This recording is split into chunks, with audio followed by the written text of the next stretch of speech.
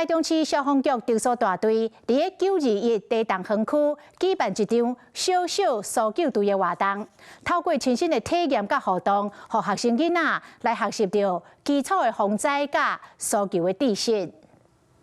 在教練的指導下，學生囡仔穿裝備，準備好鎖甲體驗爬樹的活動，進一步了解鎖甲的應用，會當自助，嘛會當救人。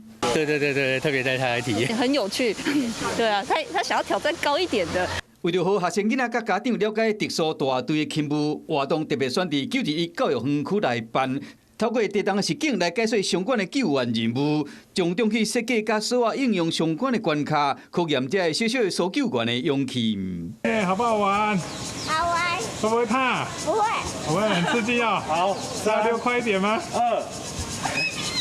我喜歡平衡感的那一關，因為有電風扇吹，車子會有點搖晃。走過去，走完之後會很有成就感。搜救犬嘛，甲這囡仔互動，透過這一系列的過關甲體驗，讓這學生囡仔佇今年的休熱留一個難忘的回憶。